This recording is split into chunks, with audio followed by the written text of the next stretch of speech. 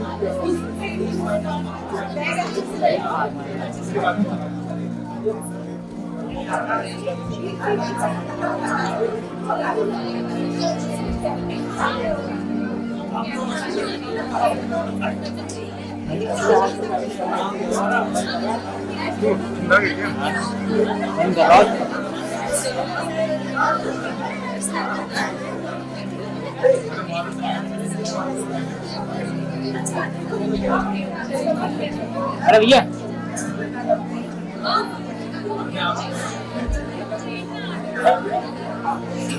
Hello, आप first row में भी बैठ सकते हैं।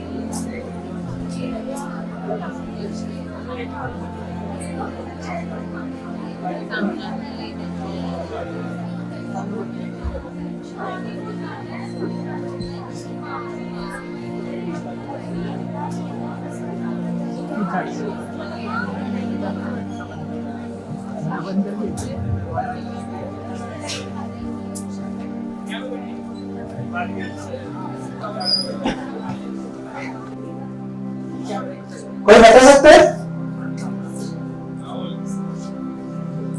जी मैं सब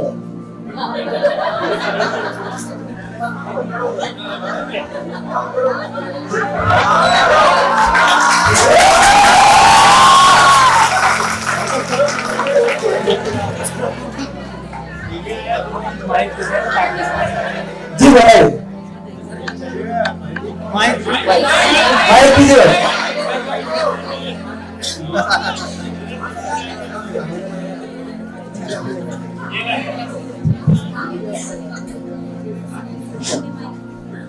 जी हाँ।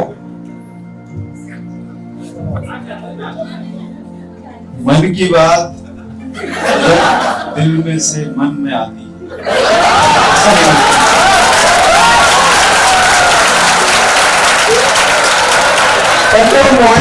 पहले तो मोदी जी के मेंशन कर रही है। नहीं जनता के दिल से। तो आपका कहने का मतलब ये हुआ कि मोदी जी जनता के दिल में जो बातें हैं वो एक कार्यक्रम के माध्यम से पूरे देशवासियों तक पहुंचाते हैं। सही है? और किसी को कुछ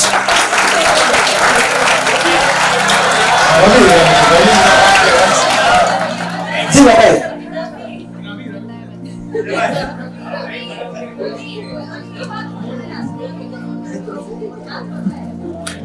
जी खड़े हो गए।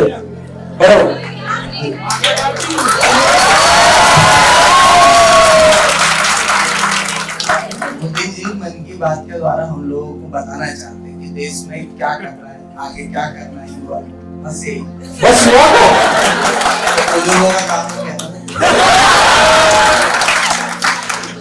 आपको क्या लगता है कि युवा, वो सभी युवा पीढ़ी देश की मन की बात को सुनती है? बिल्कुल सुनती है भैया। आपने कितने एपिसोड सुने? उसके बाद तो पढ़ाई में बिजी हो गया। आप पढ़ाई में बिजी हो गए।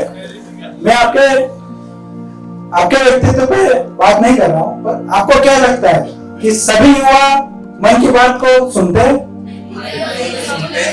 जी नहीं सुनते। जी हाँ। बाकी की बातें को हम कार्यक्रम को आगे बढ़ाते हुए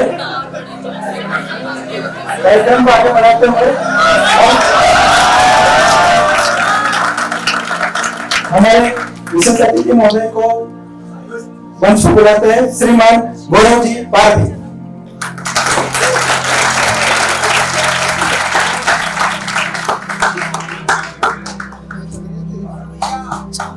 तत्पश्चात हम हमारे अध्यक्ष महोदय श्रीमान यशवंत जी तोमर को आमंत्रित करते हैं, कृपया वो अपना स्थान लें।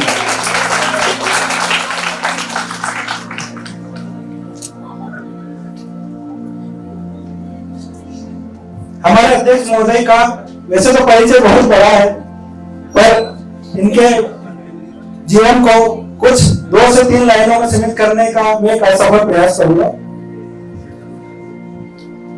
वैसे गौरव जी पारधी वर्तमान में बालाघाट जिले के मन की बात के प्रभारी। ये कंप्यूटर साइंस इंजीनियरिंग से ग्रेजुएट है तथा इन्होंने फाइनेंस से एमबीए भी किया है।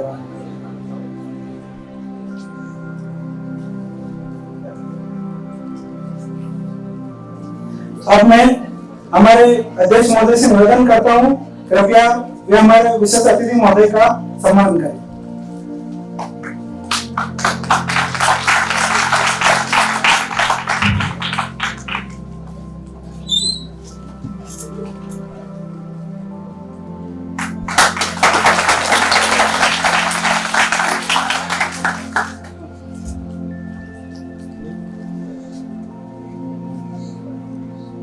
कार्यक्रम की बेला को आगे बढ़ाते हुए मैं हमारे सपोर्ट स्टाफ से निवेदन करता हूं, कृपया इस एपिसोड की क्लिपिंग चलाएं ताकि हम कार्यक्रम को आगे बढ़ा सकें। धन्यवाद। 26 जुलाई है और आज का दिन बहुत खास है। आज कारगिल विजय दिवस है। 21 साल पहले आज के ही दिन कारगिल के युद्ध में हमारी सेना ने भारत की जीत का झंडा फहराया था। साथियों, कारगिल का युद्ध जिन परिस्थितियों में हुआ था वो भारत कभी नहीं भूल सकता। पाकिस्तान ने बड़े बड़े मंसूबे पालकर भारत की भूमि हथियाने और अपने यहां चल रहे आंतरिक कलह से ध्यान भटकाने को लेकर दुस्साहस किया था। भारत तक पाकिस्तान से अच्छे संबंधों के लिए प्रयासरत था, लेकिन कहा जाता है ना, बैरू अकारम सब काहू सौ, जो कर हित अनहित ताहू सौ।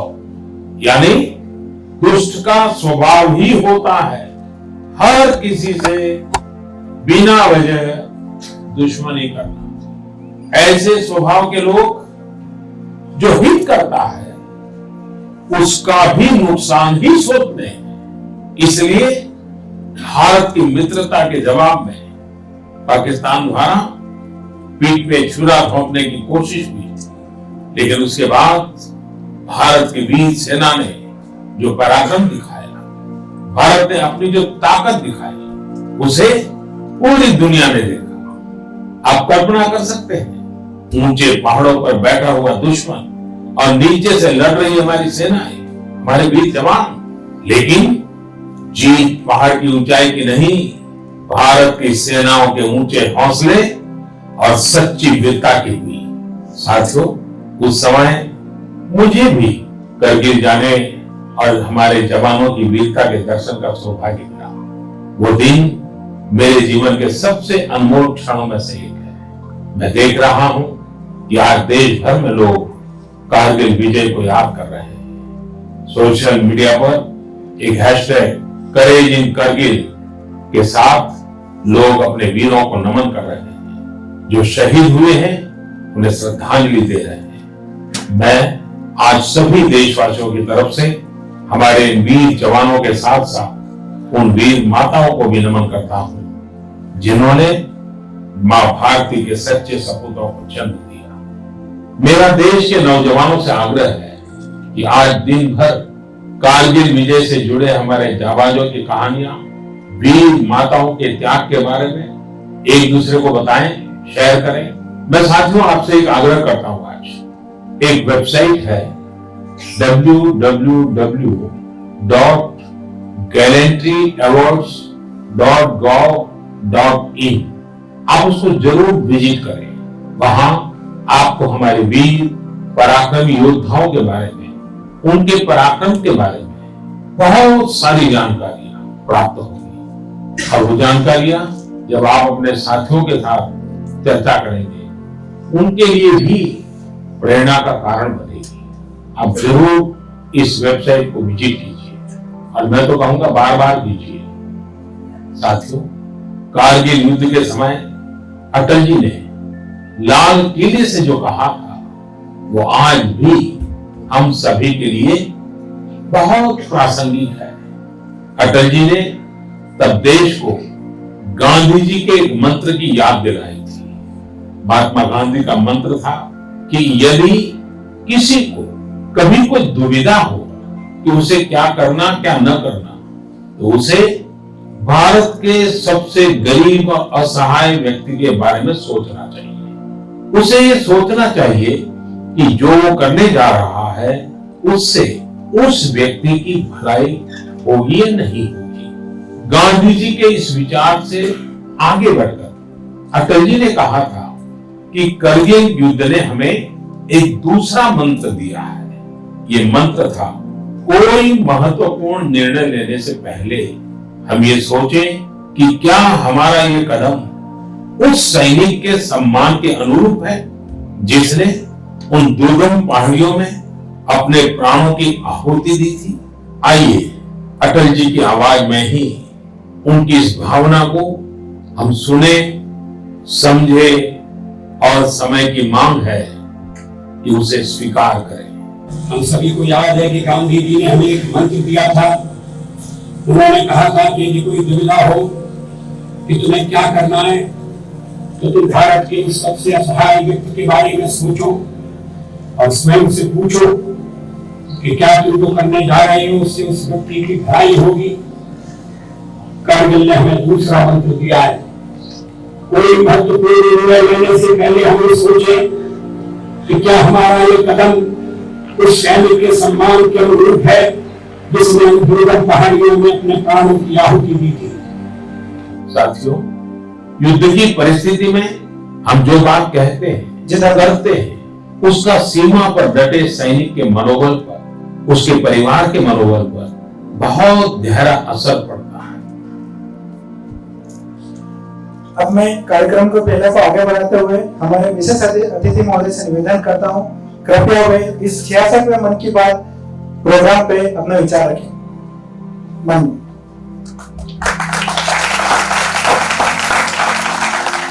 बहुत बहुत धन्यवाद। सबसे पहले तो मैं task force policy research group को इस शानदार कार्यक्रम के कंसेप्ट और उससे भी ज्यादा सफलतम आयोजन के लिए बहुत ज्यादा बधाई देना चाहूंगा। उनके जितने मेंबर्स यहाँ हैं उनको एक बार तालियां होनी चाहिए। आप लोगों को भी नाइट आउट का मौका मिला है। ऑफिशियली कॉलेज में नाइट आउट करने का कितनी बार मौका मिलता है? नींद तो नहीं आ रही होगी किसी को, है ना? और ऐसा लग रहा होगा कि वापस भी नहीं जाना है हॉस्टल। जाना है? नहीं जाना ना? तो एक बार जोर से तालियां बजा दो इनके लिए।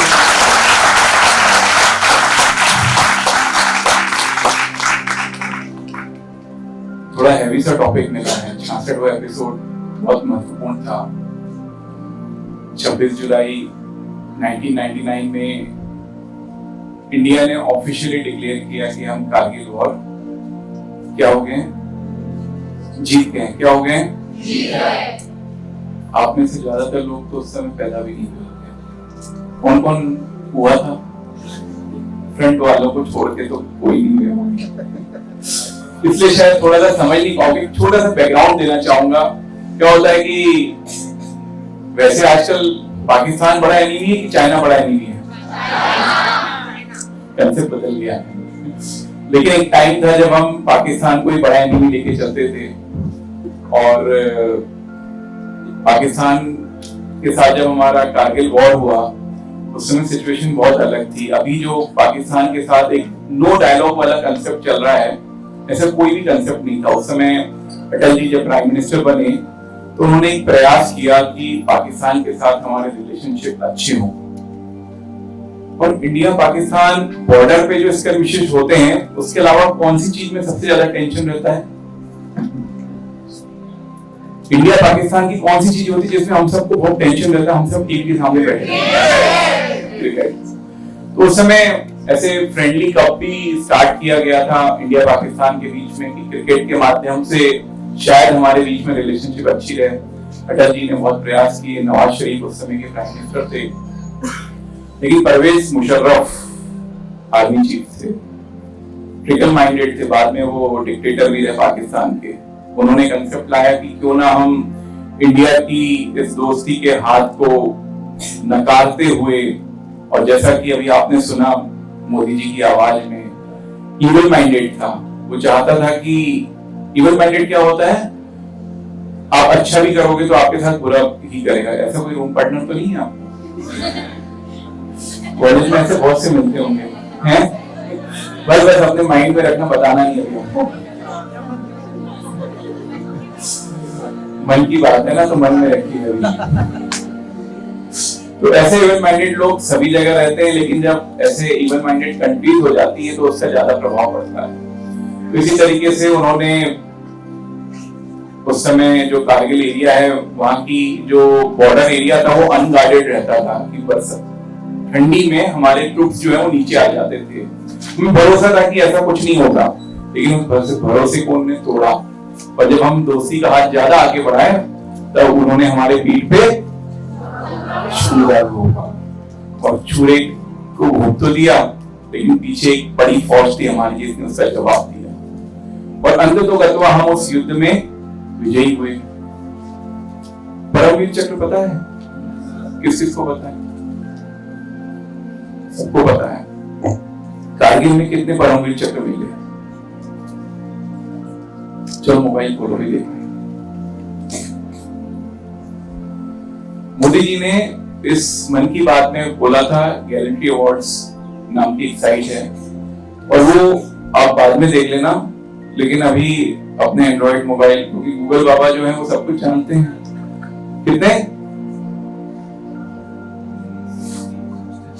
फास्टेस्ट सिंगर वाला राउंड खेलेंगे, फास्टेस्ट हैंड्स अप वाला, बताओ कितने पीवीसी थे?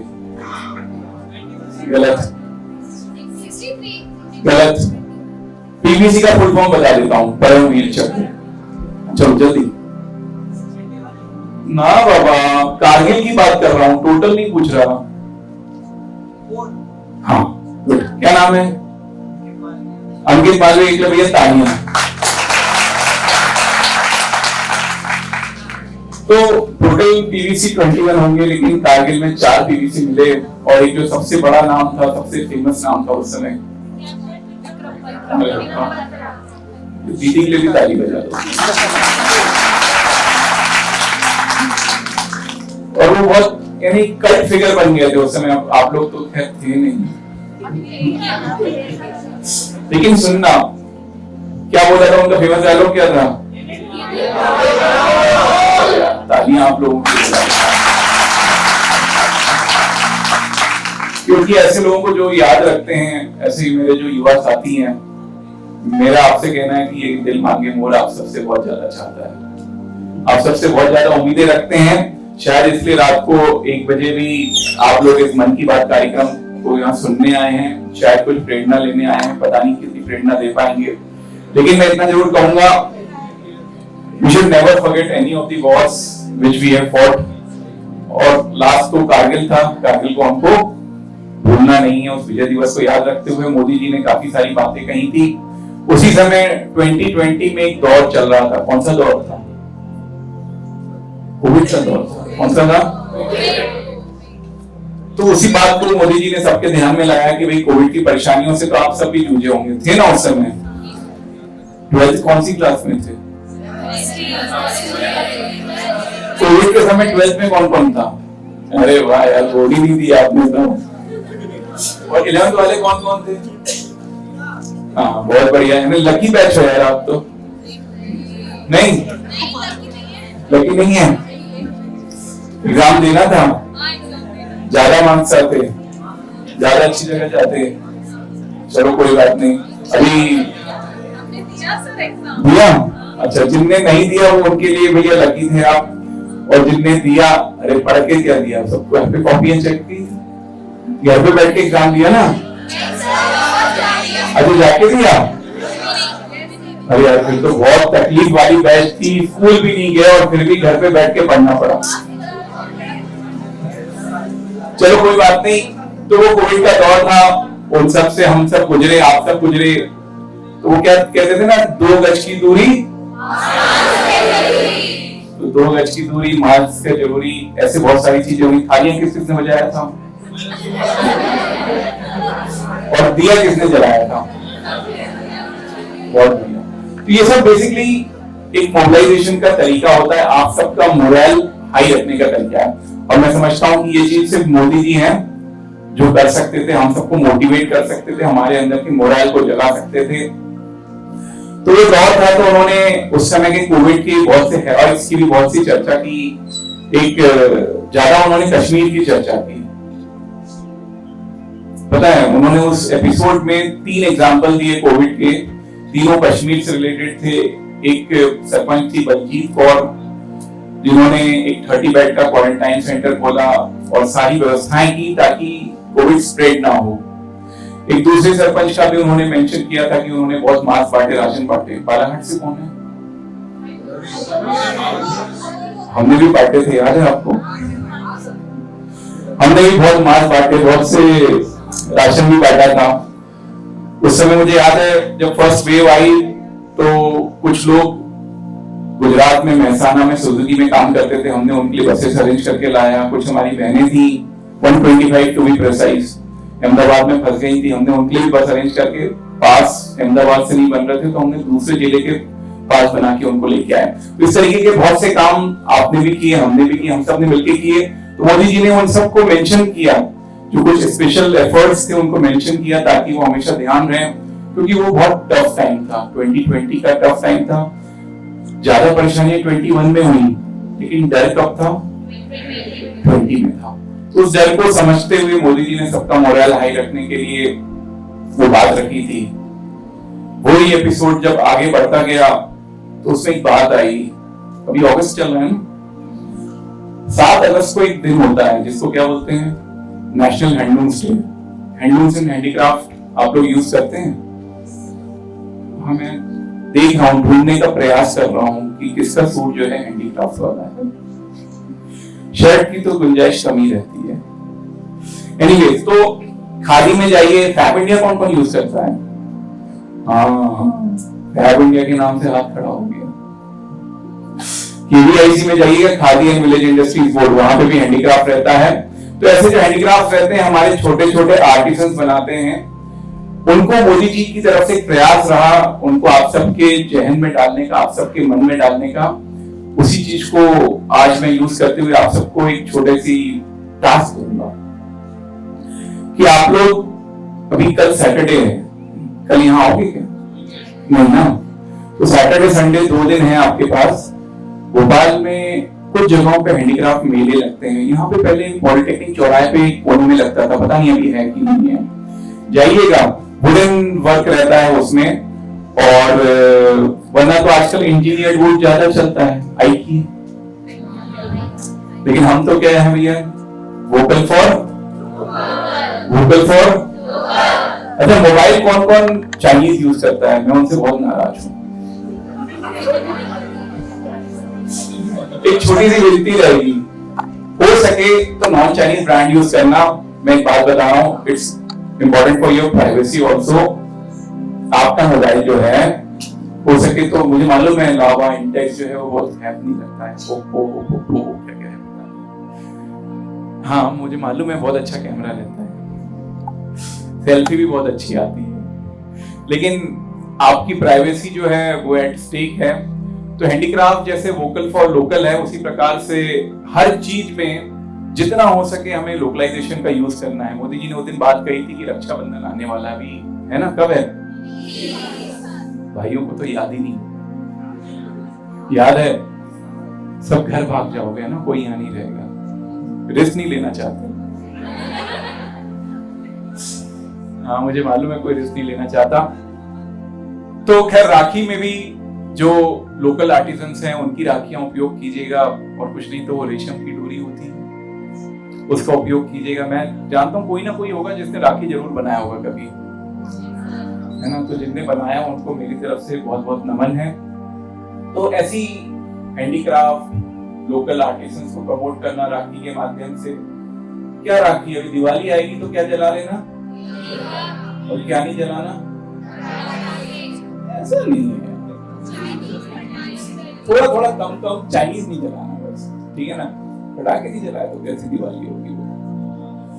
और वो कुछ मीठा हो जाए, मैं यार देखो मैं तो बोलूंगा कि वो चॉकलेट नहीं खाना, नहीं क्या, काजू कतली, हाँ काजू कतली भी चल जाएगी। और गुलाब जामुन किस किस को पसंद है? हाँ ठीक है, तो एक छोटा सा कमिटमेंट करेंगे आज हम जितने लोग यहाँ बैठे हैं हॉल में, कि इस राखी में थोड़ा टफ होगा मुझे मालूम है, क्योंकि इजीएस्ट क्या रहता है? Dairy milk, dairy milk easiest है। थोड़ा सा एफर्ट करेंगे ना, रात को 1:30 बजे हम सब बैठ के मन की बात कर रहे हैं, और राखी में अगर हमने नेस्ले की डेयरी मिल्क खा ली तो हम तो आज फेल हो जाएंगे।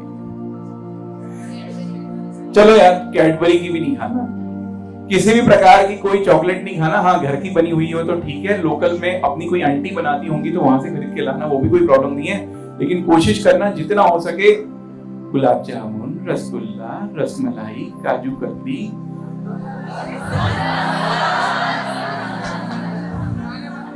अच्छा चलो ठीक है। जो कभी संपर्क हुआ तो जिसने बोला कि भैया हमने आपकी बात मानते हुए यही सब किया था, उसको मेरी तरफ से भी मैं गिफ्ट दूंगा, एक मिठाई का डब्बा। कांटेक्ट कर लेना मुझसे, मैं भोपाल में भी रहता हूं, जानते हैं भाई लोग हैं, दे देंगे, जानते हैं बालाघाट वाले जानते हैं सारी बातें। और ये कमिटमेंट है, फ्यूटाइल कमिटमेंट नहीं है। आप बोलना कि भैया आपके कहने से, ऐसा नहीं मेरे कहने से, पर बोलना भैया हमने उस दिन चॉकलेट नहीं खरीदी थी, हमने इंडिया की ही मिठाइयां, हाँ सोन पापड़ी, हल्दीराम की नहीं चल, अच्छा चलो कैंसिल कर दिया। एनीवे, तो आप बोलना कि हमने ऐसा किया, मेरी तरफ से आपको एक एक मिठाई का डब्बा गिफ्ट रहेगा, पहुंच जाएगा समय से, जिम्मेदारी है हमारी, वादा है। तो खैर वो एक अच्छा मन की बात कार्यक्रम थी। उसके आगे हम बढ़ते चले गए थे। उसी एपिसोड में मोदी जी ने कुछ जो मेरिटोरियस स्टूडेंट्स थे उनसे चर्चा की थी, और उसमें जो सबसे इंपॉर्टेंट बात जो वो कहना चाह रहे थे वो ये थी कि एक टाइम था जब इंडिया में बड़े शहरों से, बड़े परिवारों से और बड़े कॉलेजेस जो बिग ब्रांड नेम होते हैं ना, जैसे दून स्कूल, ऐसे ही जो बच्चे हैं वो आगे जाते थे। लेकिन समय बदला है, आज छोटे शहर, छोटे गांव का बच्चा भी जो है वो एवरेस्ट की चोटाइयों तक पहुंच रहा है। एवरेस्ट से मेरा मतलब सिर्फ फिजिकली माउंट एवरेस्ट नहीं है, व्हाट आई मीन टू से इज कि वो अच्छी शिक्षा लेके अच्छी चीजें कर रहा है।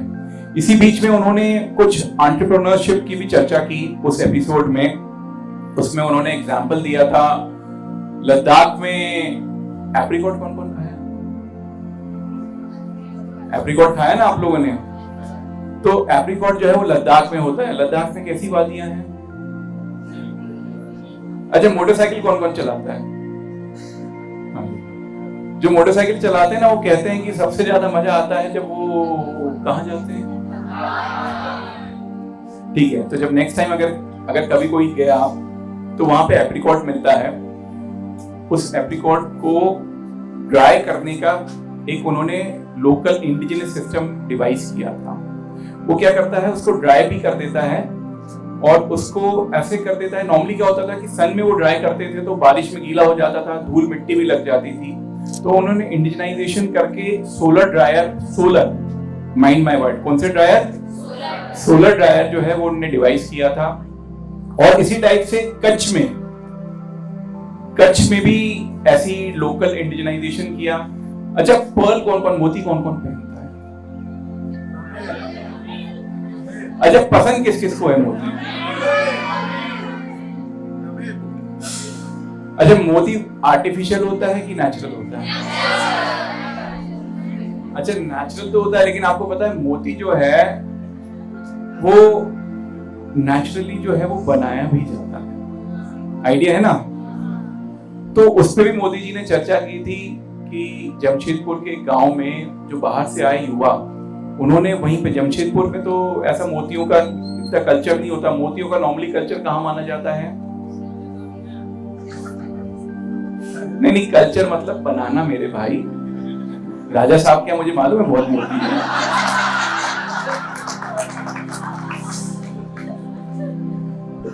तो कल्चर मतलब शिपियों के अंदर आप उसमें वो केमिकल डालते हो, उसको पानी के अंदर रखते हो तो नेचुरली मोती बन जाते हैं। तो आजकल मार्केट में जो मोतियों की बहुत सी मालाएं हैं ना, रियल वाले मोती की, मैं आर्टिफिशियल मोती की नहीं बात कर रहा हूँ, वो भी उस तरीके से बनाई जाती हैं। तो ऐसी मोतियों को बनाने का वहां के युवाओं ने काम चालू किया। और सिर्फ बनाने का ही नहीं काम चालू किया, बल्कि दूसरों को प्रेरणा देते हुए उन्होंने ट्रेनिंग सेंटर्स भी खोले। तो बेसिकली कुल मिला के कंसेप्ट ये है कि आपके अंदर के एंटरप्रेन्योर को आपको जगाना है। अच्छा, आप लोग कौन से कोर्सेज के स्टूडेंट हैं?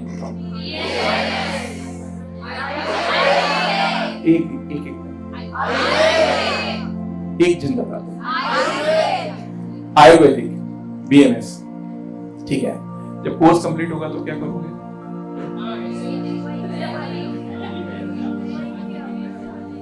वैद्य बनोगे। अच्छा, और वैद्य के लिए किसकी बुक पढ़ते हो भी?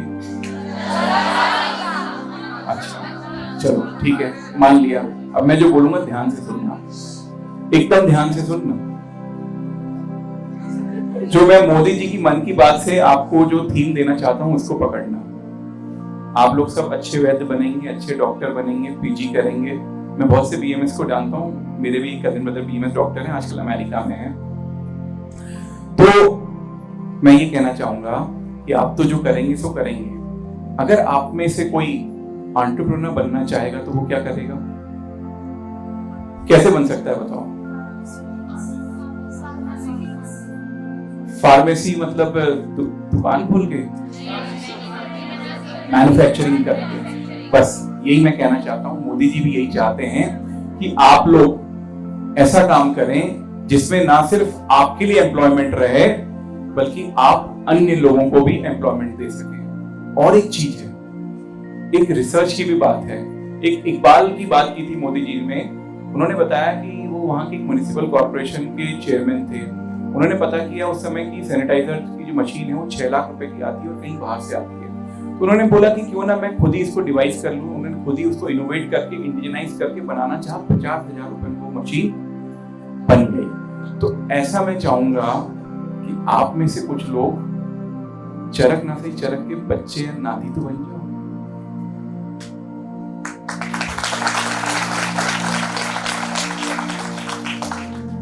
समझ गए ना? थोड़ा सा रिसर्च करना पड़ेगा और ये चीजें आपको सामने लानी पड़ेगी कि हमारे आयुर्वेद में अगर 1000 फॉर्मुलेशंस हैं तो 1010 क्यों नहीं हो सकती? यही डिफरेंस है एलोपैथिक और आयुर्वेदिक। रिसर्च होना चाहिए, आप लोगों को रिसर्च करना चाहिए। जो सपोर्ट है उसका यूज कीजिए। जहां आपको लगता है सपोर्ट नहीं है, अपनी मन की बात में सबके सामने रखिए। आपको ऐसा लगता है ऐसा सपोर्ट नहीं है तो मन की बात मोदी जी को भेजिए। मन की बात प्रोग्राम सुनते हैं ना, उसमें आप लिख के भेजिए, कहीं और लिख के भेजिए, ताकि आपकी बातें जो है सही जगह पे जा सकें। लेकिन ये वही करना जिसके अंदर इतना मोटिवेशन हो, बाद में पीछे मत हट जाए, नहीं तो हम ढूंढते हुए आएंगे भैया किसने लिखा था, अब तो रिसर्च करनी पड़ेगी। तो खैर ये सारी चीजें रही। तो वो जो मन की बात कार्यक्रम था उसमें मोदी जी ने कुछ मेरिटोरियस बच्चों से भी बातें की। उस समय 2020 में 12th में जो लोग रहे होंगे उनमें से भी, आप में से कुछ लोगों के रिजल्ट आए होंगे। आप ही के साथ के कुछ बच्चे थे, आप ही के एज ग्रुप के बच्चे थे जिनसे बातें की। एक बच्ची थी, उससे पूछा कि भाई आपका मेन मोटिवेटर कौन है, तो उसने बोली मेरी मम्मी। आप में से कितनों की मोटिवेटर मम्मी है? तालियां। और पापा किस किससे हैं? कंपटीशन है। कोई teacher? Good good good good. कोई पॉलिटिकल लीडर? मुझे भी सोचना पड़ेगा, पॉलिटिक्स छोड़ दूं। नहीं बट ठीक है, ये हमारे लिए फूड फॉर थॉट है कि क्यों हम आपको इंस्पायर नहीं कर पा रहे हैं, क्यों हम आपके मोटिवेटर नहीं बन पा रहे हैं, यूथ के लिए क्यों नहीं ऐसा हो पा रहा है। ये सब यानी हमारी जो ट्राइब है, जो लोग पॉलिटिक्स में, हमारे लिए फूड फॉर थॉट है। कहीं ना कहीं कुछ ना कुछ कमी तो है, शायद हम अच्छे रोल मॉडल्स नहीं बन पा रहे हैं। मैं अच्छा पॉलिटिशियन बन सकता हूँ क्या? Thank you. तो खैर एक बालक था, उससे पूछा, यूपी का था, अमरोहा का, उससे पूछा कि यार आपका फेवरेट पास टाइम क्या है? तो उसने बताया कि मैं जनरल चीजों के ऊपर नोट्स बनाता हूँ, जनरल स्टडीज के ऊपर नोट्स बनाता हूँ। आप में से कितने लोग न्यूज़पेपर पढ़ते हैं? थोड़ा इंप्रूवमेंट की जरूरत है।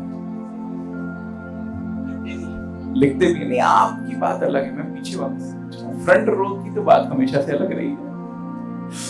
तो मेरा सबसे एक छोटा सा निवेदन है कि यार आप लोग बीएमएस कर रहे हो, बहुत अच्छा कर रहे हो, दुनिया में क्या हो रहा है ये पता होना चाहिए।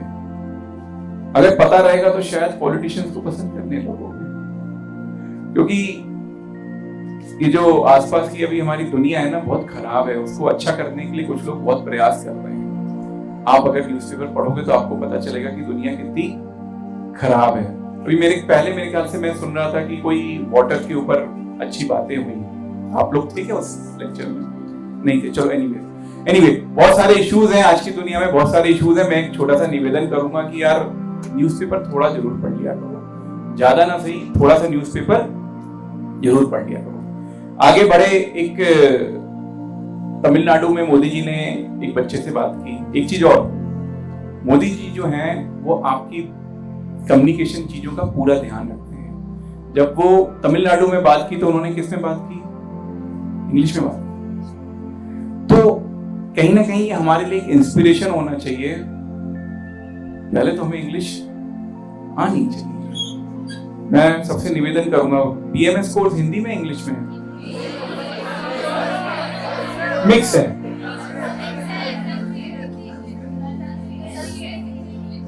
तो यार फिर तो तुम लोग बहुत लकी हो।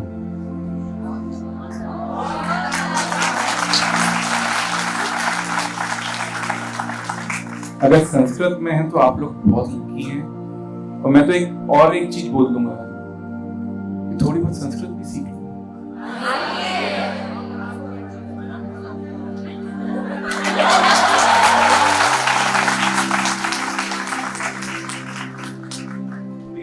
आप लोगों को संस्कृत आती है तो मैं तो गॉडली इम्प्रेस्ड हूं आपसे। था, मेरा भी 10th तक संस्कृत ऑप्शनल था।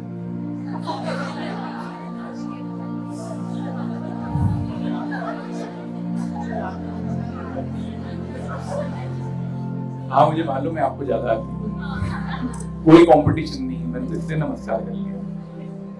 तो खैर, और मैं तो बोलूंगा यार कभी कभी क्या है, अपॉर्चुनिटी देखना चाहिए। मोदी जी ने उस दिन एक चीज और बोली, आपदा में अवसर और विपत्ति में विकास। विपत्ति में विकास, इसी वाले मन की बात में बोली थी उन्होंने। विपत्ति में, तो जब परिस्थितियां विपरीत रहें तो विकास की सोचना चाहिए। जैसे उस समय कोविड के समय इंडिया ने क्या बनाया, हाँ फॉर्मुलेशन किसी ने भी दिया, मैन्युफैक्चर तो सेरम नहीं किया ना। तो कहीं ना कहीं कोवैक्सीन भी हम लाए, टोटली इंडिजिनस थी, तो वो विपत्ति में हमने विकास किया। तो आपसे भी मेरा एक छोटा सा फूड फॉर थॉट दे रहा हूं आप लोगों को। संस्कृत है ही, पढ़ ही रहे हो, एक हाथ दो चीजें ट्रांसलेट कर लेना। अपनी आयुर्वेदिक की बुक्स तो ना सही, जो ज्यादा, अगर मैं नहीं बोलता कि सब कर सकते हैं, ऐसा कोई कर सकता है जिसका ज्यादा इंटरेस्ट है। क्या है, हमारी जो पुराने जितने वेद हैं, पुराण हैं और ऐसी अनेकों ग्रंथ हैं जो संस्कृत में है। और एक टाइम था उनको ट्रांसलेट करने वाले ऐसे लोग थे, ब्रिटिशर्स थे, यूरोपियंस थे, उनका थॉट प्रोसेस अलग था। वो समझते ही नहीं थे कि ट्रांसलेट तो कर लेते थे लेकिन उसकी एक्चुअल मीनिंग, एक्चुअल कंसेप्ट नहीं समझ सकते, है ना। अभी जैसे जब किसी को पार्टी में जाना रहता है तो आप लोग कैसे बोलते हो, पार्टी में जाना। अच्छा, क्लास में जब अपने को गुल्ला मारना है, चुपचाप निकलना है, तो ऐसे इशारा इशारों में बोल देते हो ना, है ना। तो वो सिर्फ आप लोगों को पता है, मैडम को थोड़ा बहुत पता होगा, सबको तो नहीं समझता होगा, आपको समझता है ना। क्यों? क्योंकि आप आपकी क्लास के कल्चर को समझते हो। तो ऐसे ही हमारे जो वेद और पुराण हैं वो हमारे कल्चर का हिस्सा है। उसको जब कोई यूरोपियन ट्रांसलेट करेगा तो वो उसकी सही थीम, सही मीनिंग नहीं समझ सकता। आप में से, चूंकि आपने बताया कि आप संस्कृत में पढ़ रहे हो, कि मैं निवेदन करूंगा कि अगर कोई इच्छा हो किसी की, कोई कर सके, तो इतना जरूर करना है कि यार एक हाथ बुक उठाना, उसको ट्रांसलेट करना, पब्लिश करने की जिम्मेदारी हम लेंगे। अगर कोई करना चाहेगा, ट्रांसलेट करिए, पब्लिश करने की जिम्मेदारी कौन लेगा? हम लेंगे। कमिटमेंट है ये भी हमारा। तो ये विपत्ति में विकास है, आपदा में अवसर है। संस्कृत पढ़ना पड़ता है, अब जब पढ़ना ही पड़ रहा है तो क्यों ना उसका इस्तेमाल कर लिया जाए। तो यही सब चीजें रही। और एक बच्चे से मोदी जी ने बात की। अच्छा, बच्चों से जब बात की, मैं यही सोच रहा था कि कहीं ज्यादा ऐसा क्या था कि दो बच्चों ने बोला कि उनका फेवरेट सब्जेक्ट मैथ्स है, हम तो सब बायो वाले हैं। तो मैंने सोचा कि मैं आपके सामने ये बात नहीं रखूंगा, लेकिन हाँ, maths is equally important. Life में मैथ्स बहुत इंपॉर्टेंट होता है ना। ये बायो वाले कभी नहीं मानते, डॉक्टर्स तो बिल्कुल ही नहीं मानते। मानते हैं? अच्छा, किस किस का मैथ्स था 11th में? Very good, very good. Intelligent batch है भाई ये तो। आई एम ऑनर्ड, आप लोगों के सामने मुझे मन की बात करने का मौका मिल रहा है।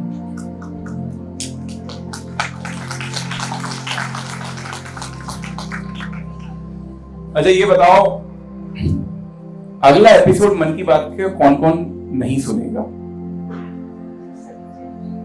सब सुनेंगे ना? कब आ रहा है अगला एपिसोड? कितने बजे? 11 बजे ना? कितने बजे? हाँ, कितनी देर का रहता है नॉर्मली? 1 घंटे से थोड़ा सा कम रहता है ना। कई बार सोचोगे कि मैं 11:30 पे जुड़ूंगा तो थोड़ी देर में खत्म ही हो जाएगा। चलो, एनीवेज, तो 66 एपिसोड था। उस समय कारगिल के कितने साल हुए थे? 21। कितने हुए थे? 21 साल हुए थे। उसी समय मोदी जी ने एक बात और कही थी। 1 अगस्त को एक हमारे रेवोल्यूशनरी लीडर रहे हैं, उनकी पुण्यतिथि आती है और 2020 में उनकी 100वीं पुण्यतिथि थी। उनका नाम था लोकमान्य, पूरा नाम क्या था? बहुत बढ़िया। तो लोकमान्य बाल गंगाधर तिलक के बारे में आपने तो बहुत सारी चीजें पढ़ी होंगी। वो उनने एक एजुकेशन सोसाइटी चालू की थी। उसका नाम तो फिर आपसे नहीं पूछूंगा, मैं किसी को पता है तो बता दूं। Deccan education society. कौन सी? Deccan education society. उनके द्वारा संचालित कॉलेजेस आज भी चलते हैं। कौन सा कॉलेज है? हाँ, किसने बताया? सुना मैंने? हाँ, बहुत बढ़िया, फर्ग्यूसन कॉलेज। तालियां होनी चाहिए दीदी के लिए। फर्ग्यूसन कॉलेज है, वो आज भी चलता है, पुणे का बड़ा फेमस कॉलेज है, बड़ा हैक सा कॉलेज है। किस किस को जाना है वहाँ एक आध बार टेक फेस्ट वगैरह में, कोई फेस्ट में चले ना? अच्छा, फेस्टिवल्स में आप लोग जाते हो कि नहीं जाते? नहीं? यस वाले कौन है? मैं एक बात बोलूंगा, आप लोग कॉलेज लाइफ में हो ना, तो गिवन एन अपॉर्चुनिटी 2-3 चीजें जरूर करना। कुछ पेपर प्रेजेंटेशन टाइप की चीजें होती हैं आप लोगों में, एकेडमिक होती है ना, तो मौका मिले तो उस बहाने से हमें कहीं और जाने का मौका मिलता है, वहां के लोगों को जानने का, समझने का, और मेन क्या है, अपने को मस्ती करने का, घूमने का मौका है। पापा टिकट करा के देंगे, जब तक पापा करा रहे हैं तब तक तो हम जा ही सकते हैं, बाद में सोचेंगे क्या करना है। नहीं जाना है? इंस्पायर्ड नहीं हो इस बात से? जाना है ना? अच्छे से नहीं सुनाई दिया, बोलने के लिए हम मत बोलो, बट एक छोटी सी रिक्वेस्ट है, जरूर जाओ। हर जगह का आपको सिचुएशन देखने मिलेगा, समझने मिलेगा, तो ऐसा मौका मिले तो छोड़ना नहीं। और फेस्टिवल्स बहुत अच्छे होते हैं। आईआईटी बॉम्बे का जो फेस्टिवल होता है, क्या नाम है, मैं तो भूल गया, क्या नाम है, मैं भी भूल गया। कभी मौका मिले तो वहां जरूर जाना। ऐसे जितने फेस्टिवल्स होते हैं कॉलेजेस के और आपके जो कंटेस्ट होते हैं पेपर प्रेजेंटेशन, उनकी पूरी यूज करो, पूरी अपॉर्चुनिटी लो। कॉलेज लाइफ में जितना एक्सपोजर मिलेगा, जितना घूमोगे उतना समझोगे। तो खैर हम बात कर रहे थे किसकी? बाल गंगाधर तिलक की। तो लोकमान्य बाल गंगाधर तिलक की बात कर रहे थे। आपको पता है, अच्छा, किस किस के मोहल्ले में गणपति बैठते? किसने शुरुआत की थी? क्यों की थी?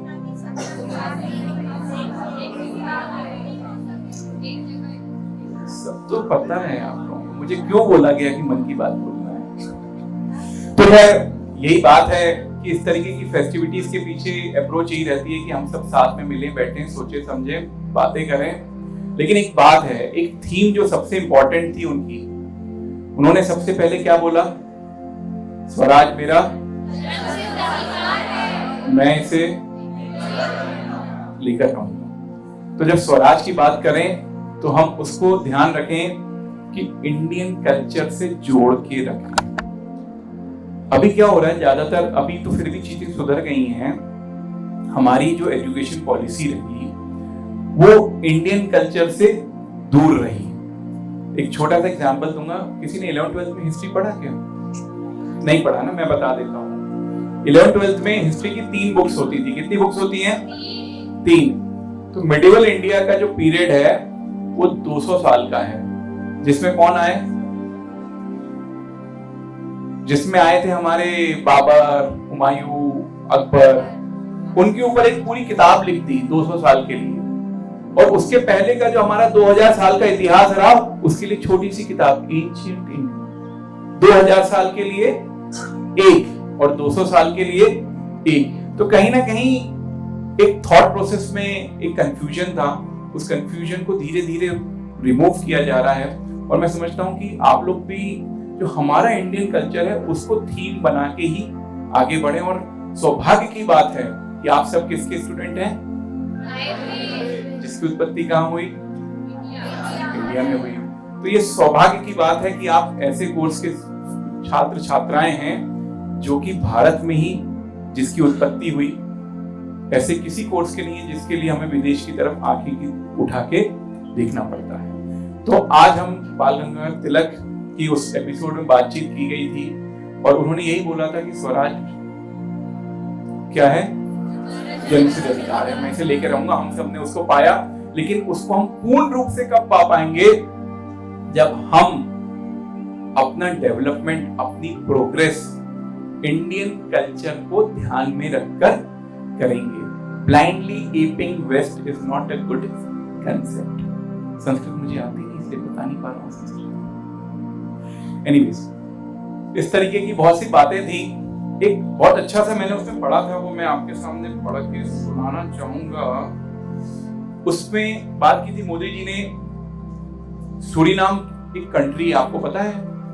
नहीं पता होगा, ज्योग्राफी का कोई स्टूडेंट रहा नहीं।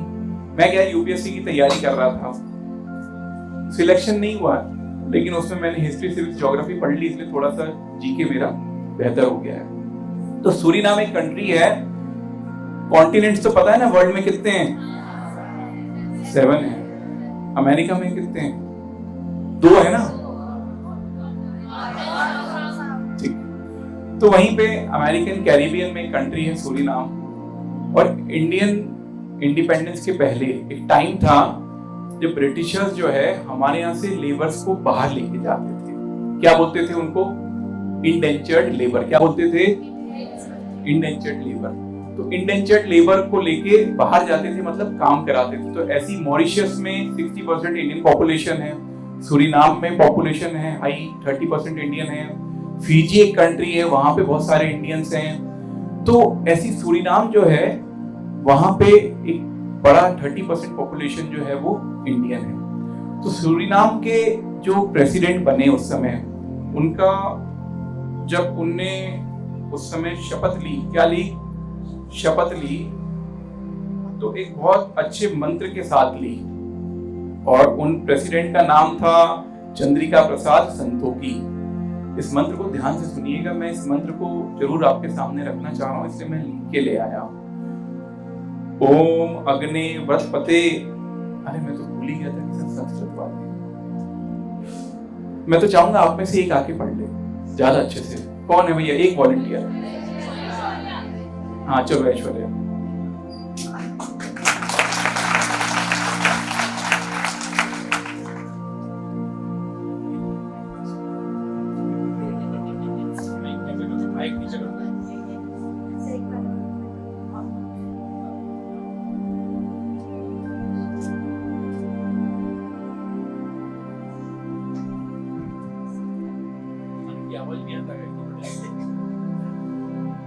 ओम अग्ने वत्रपते वत्रम चरिष्यामि तच्छकेयं तन्मे राध्यताम् इदं हमनृतात् सत्यमुपैमि।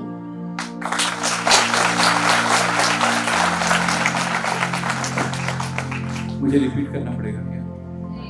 नहीं, ऐश्वर्या ने बोला है कैसे कोई रिपीट कर सकता।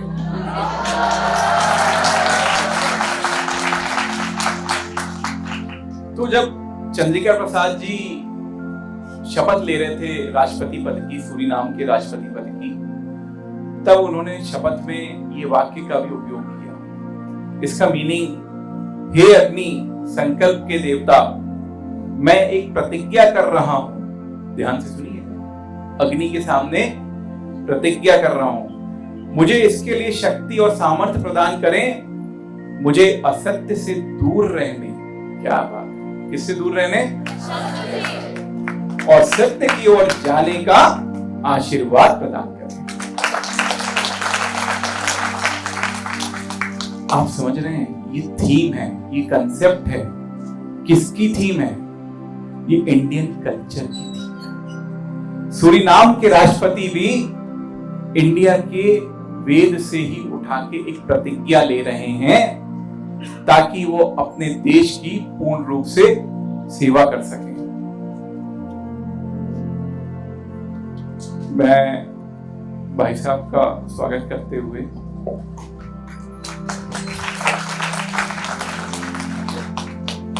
तो कुल मिला के कहने का तात्पर्य है, मैं थोड़ी देर पहले आपसे चर्चा कर ही रहा था कि हमें किसका प्राउड होना चाहिए? अपने कल्चर का। और हमारे कल्चर में, हमारे वेदों में, हमारे पुराणों में हमारा जितना एक थॉट प्रोसेस है, और थॉट प्रोसेस जो है वो रिटन भी है, वेद और पुराण के माध्यम से, उपनिषद के माध्यम से वो रिटन भी है। और कई चीजें जो हैं वो एक दूसरे के माध्यम से आगे पीढ़ी दर पीढ़ी चलती चली आ रही हैं। तो ये सारी चीजें हमारे कल्चर में हैं, जहां पे हम प्रतिज्ञा करते हैं कि हम सत्य के लिए ही आगे बढ़ेंगे। तो इसी कल्चर को मानते हुए, और मैं पुनः फिर से धन्यवाद देना चाहूंगा कि मेरा सौभाग्य रहा कि मैं आज बीएमएस के छात्रों के सामने रहा,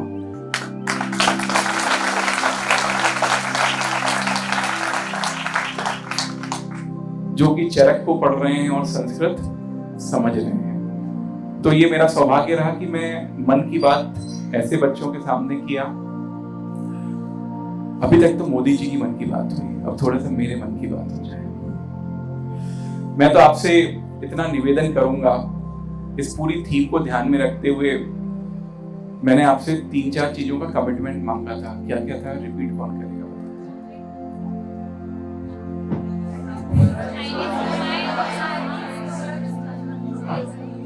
हाँ, तो मिठाई क्यों खाना है, चॉकलेट क्यों नहीं खाना है? चलो ठीक है, ये एक हो गया। मेड इन चाइना याद है। हाँ, थर्ड हैंडीक्राफ्ट और ठीक। मैंने ऐसा नहीं बोला यार, पटाखे। हाँ, चाइना के पटाखे। ठीक है,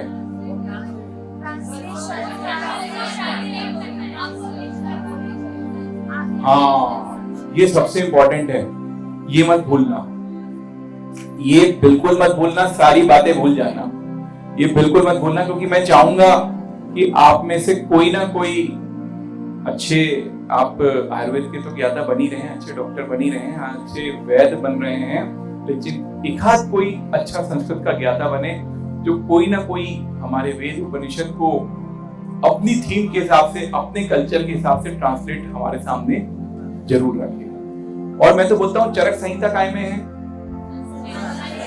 संस्कृत में, उसको किस किसने पढ़ लिया? ट्रांसलेशन ही पढ़ रहे हो ना, एक हाथ कोई ओरिजिनल तो ट्रांसलेट करते हैं। हमने कमिट किया है कि हम उसको क्या करके देंगे, पब्लिश करके देंगे। तो हम पब्लिश करके देंगे, तो कितने कमिटमेंट हुए, 5 हुए कि 6 हुए? 5 हुए, ठीक है। तो ये 5 कमिटमेंट पंचवाणी को ध्यान में रखते हुए आप सब ने यहाँ पे रात को 1 से 1:30 बजे मोदी जी की मन की बात को समझने का हमारे मन के माध्यम से प्रयास किया, हमें यहाँ सुना। और यार जाते जाते एक रिक्वेस्ट और, पॉलिटिशियंस खराब नहीं होते,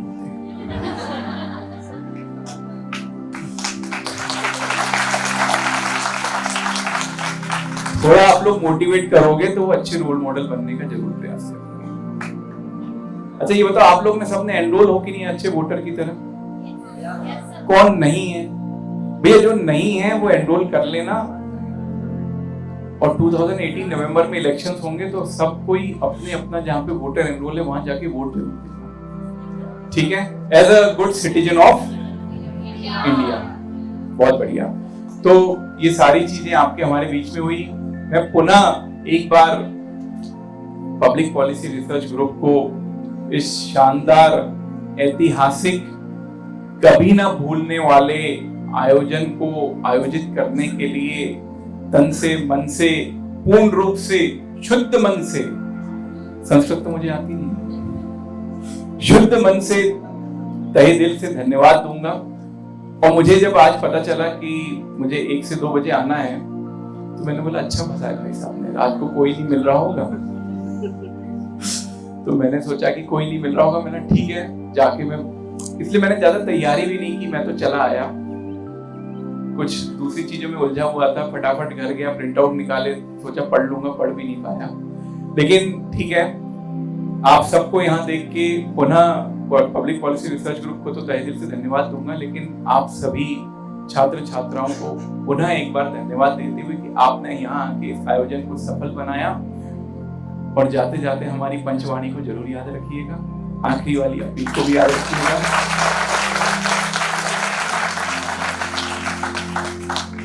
और ऐश्वर्या को पुनः मेरी तरफ से बहुत बहुत धन्यवाद है कि आपने, और आप सबके नॉलेज को मैं अपनी तरफ से बहुत बहुत आभार करता हूँ, सैल्यूट करता हूँ कि आप लोग बहुत नॉलेजेबल बच्चे हो। ऐसे ही अपने ज्ञान को बढ़ाते रहिए, पढ़ते रहिए, लिखते रहिए, अच्छे वैद्य बनिए, डॉक्टर बनिए, लेखक बनिए। भगवान आपकी सारी मनोकामनाएं, इच्छाएं पूर्ण करें। आने वाले राखी के पर्व को बहुत अच्छे से मनाइए। पुनः मुझे बुलाने के लिए धन्यवाद देते हुए, आभार देते हुए बहुत बहुत धन्यवाद। भारत माता की जय। वंदे।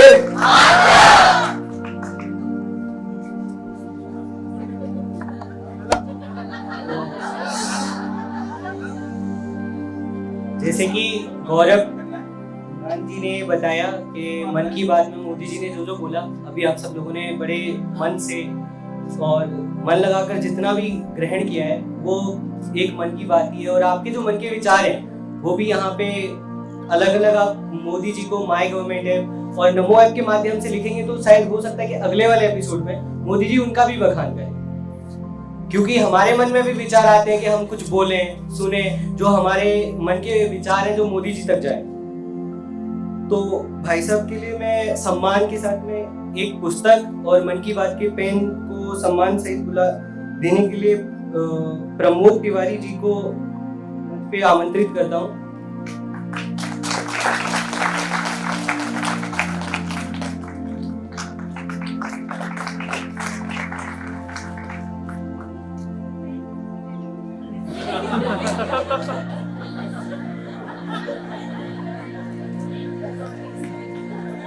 ये मन की बात का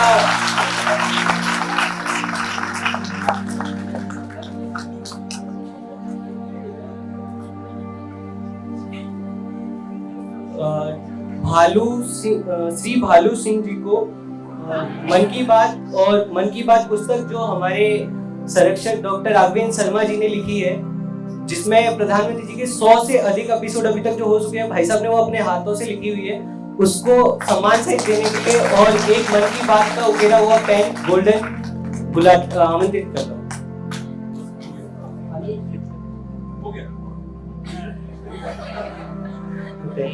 तो जैसा कि हम लोगों ने भाई साहब ने सुना दिया, अभी हमारे कार्यक्रम का नाम है मन की बात नो डाउट 100। पहला 100 वक्ता, 100 घंटे और 100 संकल्प। हम हर एक एपिसोड में ये निरंतर कार्यक्रम चला रहे हैं, जिसके चलते कि 100 ऑडियंस तो हमारी होती है और 100 घंटे और 100 वक्ता का है। लेकिन अभी हमारा क्या कार्यक्रम बचा है, अंतिम जो टास्क बचा है 100 संकल्प। तो हमें सबको अपना हाथ खड़ा कर सीधा करके और संकल्प लेना है, जिसके लिए मैं भाई साहब डॉक्टर राघवेंद्र शर्मा जी को आमंत्रित करता हूं कि आप सभी को एक संकल्प दिलाएं।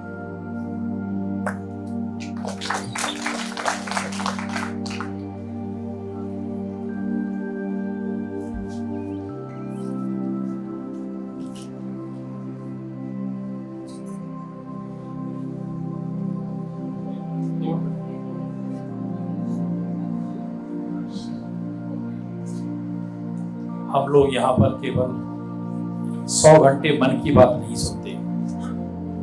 जब 100 वक्ता, 100 श्रोता, 100 संकल्प, 100 तरह की ऑडियंस जब ये बात करते हैं, तो हम इसके साथ साथ में 200 एंकर भी तैयार कर रहे हैं। इसलिए वो सभी आपको लगता होगा बड़े बड़े कार्यक्रम होते हैं, एंकरिंग कैसे करना, स्टेज का जो एक बड़ा मन के अंदर खौफ या डर होता है वह भी दूर होने की आवश्यकता है। इसलिए हम प्रत्येक अपने वॉलंटियर को भी चांस देते हैं कि वो भी आपसे सीधी बात करें। 2-3 मिनट का समय है। गौरव जी ने एक विषय बोला था, मैं उसमें थोड़ी सी 2-3 मिनट आपसे चर्चा जरूर करना चाहूंगा, अगर आपकी अनुमति हो तो। आप ये तो नहीं कहोगे अनुमति के अलावा चारा क्या है हमारे पास? है मना करने का चांस आपके पास, कहेंगे तो मैं मान लूंगा आपकी बात। क्योंकि प्यारे बच्चों, आप धरती के भगवान हो। अगर कोई कहे कि मैंने भगवान को देखा है या नहीं देखा, अगर वो बात कहे तो किसी ऐसे बीमार व्यक्ति से देखिए, वो सबसे पहले अगर कहीं बात करता तो बोलता डॉक्टर मिल जाए तो मैं ठीक हो जाऊं। तो वास्तव में यह विशेषता, यह योग्यता ईश्वर ने सबको नहीं दी है। मैंने बहुत प्रयास किया, नाम के आगे डॉक्टर भी लगा लिया, लेकिन मैं धरती का भगवान नहीं बन पाया, क्योंकि मैंने पीएचडी की वजह से डॉक्टर लगा पाया मैं। लेकिन वास्तव में एकमात्र आपके पास ईश्वर ने वो कला दी है कि अगर आपको यहां से वैसा सा होगा नहीं, 200 किलोमीटर दूर जंगल में छोड़ के आ जाइए, वहां भी आपके लिए स्कोप मिल जाएगा, कोई भी व्यक्ति मिलेगा, आप उसका इलाज कर सकते हैं। आप अपने हाथ पैर से, केवल हाथ पैर से पहुंच जाइए, सब कुछ हासिल कर सकते हैं आप। ये विशेषता सबको नहीं दी। पढ़ने में हो सकता है कोई ज्यादा योग्य हो, लेकिन ये भगवान बनने का सौभाग्य जो आपको दिया है, आप उसको भगवान के रूप में स्वीकार कीजिए, मानिए और उसका पालन भी कीजिए।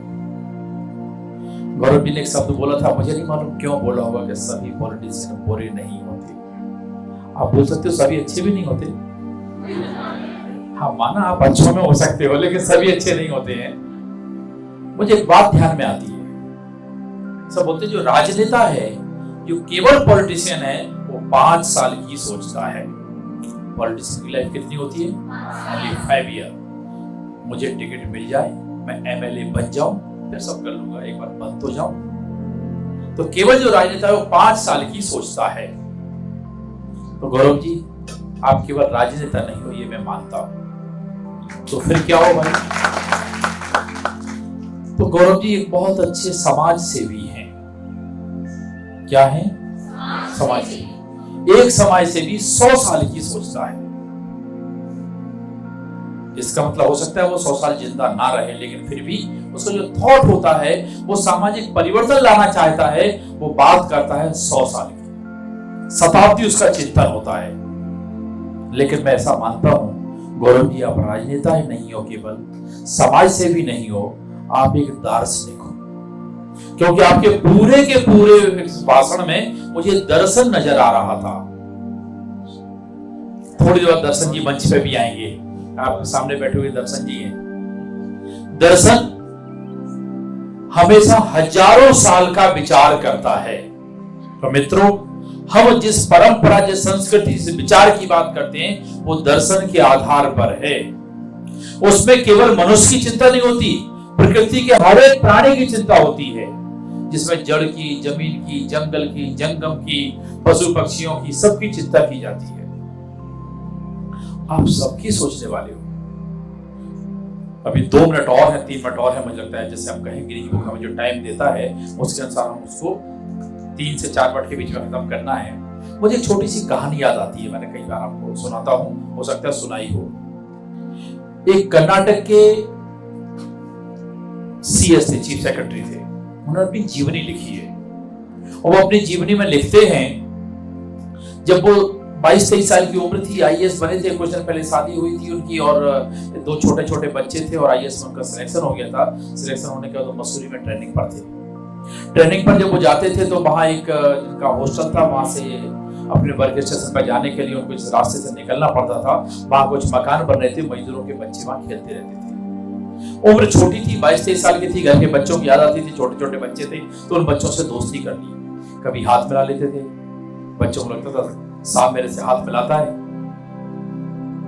बच्चे बड़े प्राउड महसूस करते थे कि इतना बड़ा साहब है, सब सैल्यूट करते हो, मेरे से हाथ मिलाता है। धीमे धीमे कभी निकलते थे, बच्चों का बिस्कुट का पैकेट देते, बच्चों से दोस्ती हो गई। तो कभी पूछते थे स्कूल जाता है, पढ़ता है, नहीं पढ़ता, ऐसी सारी बातें होती रहती थी। एक दिन चलते चलते साहब की नजर पड़ी एक पेड़ के ऊपर। बच्चे पेड़ पर चढ़ रहे थे, पेड़ के ऊपर से छलांग लगा रहे थे। बड़े ध्यान से देखा, उनकी भी पेड़ पर चढ़ने की इच्छा हुई, चढ़ने का प्रयास भी किया, लेकिन चढ़ नहीं पाए क्योंकि वो साहब थे। बच्चे चढ़ लेते थे। दूसरे दिन वो निकल रहे थे इस पेड़ पर, मैं क्यों नहीं चढ़ पाता हूं, मन में विचार आ रहा था। विचार आते आते उन्होंने देखा कि उसमें बहुत सुंदर चिड़िया का घोंसला लगा हुआ था। आप लोगों में किसी ने चिड़िया का घोंसला देखा है क्या? अगर आपने देखा हो तो ऐसा गोल हो जाता है और नीचे लटक जाता है, इतना सुंदर लगता है कि दुनिया का कोई भी कलाकार ऐसा घोंसला नहीं बुन सकता। आप उसका कोना नहीं ढूंढ सकते, चाहे आप अपना जीवन लगा दीजिए। तो उनकी बड़ी इच्छा, उन्होंने कहा कि बच्चे से बेटे इधर आओ, जरा पेड़ पर चढ़ के घोंसला उतार दो।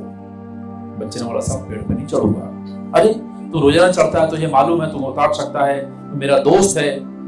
बच्चे बड़े धर्म संकट में, इतना बड़ा साहब हमारा दोस्त है, छोटी सी बात बोल रहा है, लेकिन कैसे करें। बच्चे बहुत परेशानी में, मानसिक परेशानी में आ गए। साहब ने बच्चे को थोड़ा सा इमोशनल ब्लैकमेल किया। कहा कि देखो बेटे, तुम्हारे जैसे 2 छोटे छोटे बच्चे मेरे घर में हैं, मैं एक घोंसला लेके जाऊंगा, मेरे बच्चे बहुत खुश हो जाएंगे। तुम नहीं चाहते मेरे बच्चे खुश हो? अब बच्चे बहुत पसोपेश में हैं। साहब ने बोला है इतने बड़े हैं, हमें बिस्किट देते हैं, दोस्ती कर ली है और थोड़ा सा घोंसला मांग रहे हैं। अंत में उन्होंने कहा कि साहब हम घोंसला नहीं, हम पेड़ पर नहीं चढ़ेंगे, हम घोंसला नहीं दे सकते। अब साहब के दिमाग में आया, उन्होंने लालच भी दिया, बिस्किट दूंगा, टॉफी दूंगा और भी कुछ दूंगा। अंत में मुझे क्यों नहीं दे सकते? बोले साहब मैं घोंसला निकाल दूंगा, मैं घोंसला आपको दे दूंगा, आप अपने घर ले जाएंगे, आपके बच्चे खुश हो जाएंगे। जब शाम को चिड़िया आएगी, उसके बच्चे नहीं मिलेंगे तो उसको जवाब कौन देगा? मित्रों, इस धरा पर उस चिड़िया को भी जवाब देना पड़ता है, वो छोटे छोटे अबोध बच्चे जानते हैं। लेकिन कई बार तो होता है कि मनुष्य नहीं जानता है। मेरा कहने का आशा यह है यही दर्शन है। तो जो दार्शनिक होता है वो हजारों साल का सोचता है। इसलिए आपको मालूम होगा इस बार लाल किले की प्राचीर से प्रधानमंत्री ने क्या बोला था, 3023 में भारत कैसा होगा, हम उसकी चिंता कर रहे हैं आज। इसलिए उन्होंने बोला है कि 2070 में भारत जीरो कार्बन उत्सर्जन पे चला जाएगा। क्यों जाएगा भाई 2070 में? प्रधानमंत्री 2070 में रहेंगे ही नहीं, कब तक जिएंगे? लेकिन सब कुछ रहेगा। इसलिए मित्रों, आपको जो काम मिला है इतनी शिद्दत से करना, इतनी शिद्दत से करना कि लोग इस डॉक्टर धरती के भगवान के प्रति अपना हमेशा हमेशा के लिए सम्मान बचा रहे, बना रहे। ये हम सबकी आपकी जिम्मेदारी है। इसी के लिए संकल्प है। संकल्प लेना बहुत सरल है, उसको निभाना बहुत कठिन है। इसलिए मन की इतनी शक्ति के साथ संकल्प लेना, कभी उसमें विकल्प तलाशने की जरूरत ना पड़े। आप अपने स्थान पर खड़े हो जाइए संकल्प लेने के लिए।